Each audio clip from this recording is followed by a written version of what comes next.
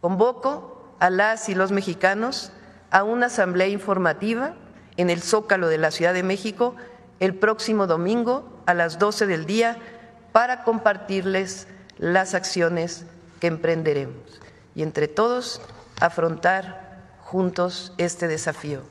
Orgullosamente somos un país libre, independiente y soberano y estoy segura que juntas y juntos saldremos adelante. Muchas gracias.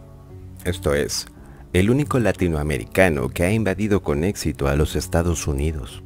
El 9 de marzo de 1916, 600 milicianos pertenecientes a la División del Norte, encabezados por el general Francisco Villa, cruzaron la frontera mexicana hacia los Estados Unidos y atacaron a la población fronteriza de Columbus.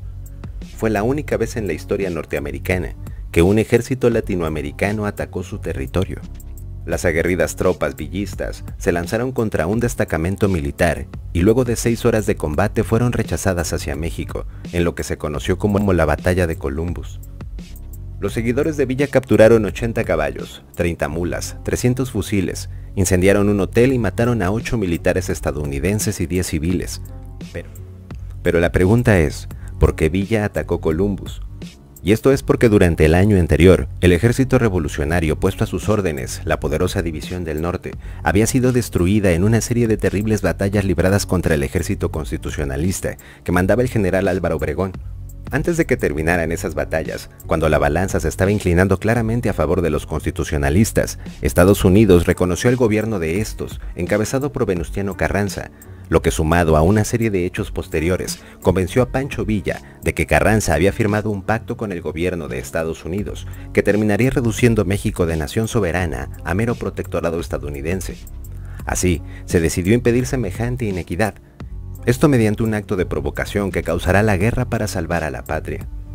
La realidad no había tal pacto, aunque Villa tenía sobrados motivos para creer en su existencia, y si la reacción del gobierno estadounidense solo redundó en su desprestigio y su alejamiento del gobierno de Carranza, otros efectos importantes del ataque a Columbus fueron la debilidad crónica del gobierno de este último, que nunca pudo extender su control efectivo a todo el territorio nacional, lo que a la postre facilitó su caída y el fortalecimiento de los sentimientos nacionalistas en el pueblo y gobierno de México. Pancho Villa con su ataque a Columbus quedó ante los ojos de muchos mexicanos como el simbólico vengador, entre otros agravios de la intervención estadounidense de 1847. Fue la segunda invasión a territorio estadounidense, quien solo había enfrentado una crisis padecida en 1814 cuando la Marina Británica desembarcó en la costa oeste de ese país. El episodio de la invasión es una parte de la historia del revolucionario, sobre quien se construyeron mitos y leyendas, pero que en más de un siglo después es un ícono para los mexicanos. Doroteo Arango, su nombre verdadero, pasó una parte de su vida huyendo de la justicia. Desde adolescente, tuvo que ser asaltante de caminos y ladrón de ganado para poder sobrevivir. En su libro Pancho Villa, una biografía narrativa, el escritor Paco Ignacio Taibo II dice que el caudillo del norte solía despertarse casi siempre en un lugar diferente del que originalmente había elegido para dormir. Una costumbre de sus años fuera de la ley. Tenía miedo de que la debilidad de las horas de sueño fuera su perdición. Y en 1910 se unió al Plan de San Luis, promovido por Francisco I. Madero, con el que llamaba al país a levantarse en armas contra el entonces presidente Porfirio Díaz. El plan fue la respuesta al fraude a las elecciones de ese año, donde Madero fue candidato. Es el inicio de la Revolución Mexicana. Villa era un personaje popular en el norte de México, especialmente en Chihuahua. La decisión de unirse al movimiento armado fue apoyada rápidamente por miles de personas. Decenas de los pueblos de ese estado se quedaron prácticamente vacíos, pues todos los hombres y muchas mujeres se unieron a la División del Norte. El Centauro del Norte, coinciden especialistas, era un hombre iletrado pero también un gran estratega militar. De hecho, la División del Norte, formada por más de 30,000 soldados, fue decisiva en la derrota del ejército de Díaz y su decisión de abandonar el país para siempre. Su eficacia en el combate es parte de la leyenda, dice Taibo II.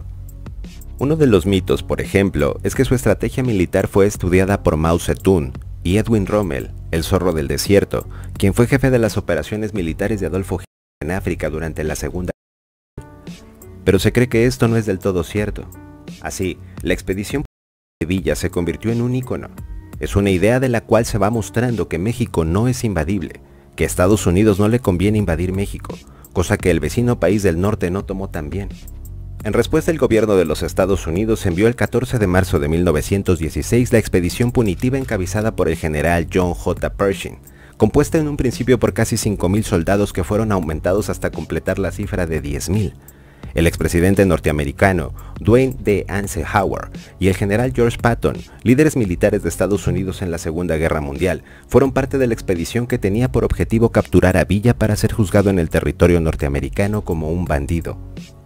La expedición culminará desastrosamente en febrero de 2017 sin haber logrado el objetivo de capturar al líder de los campesinos revolucionarios en el estado de Chihuahua y habiendo resentido las relaciones políticas con el entonces presidente Venustiano Carranza.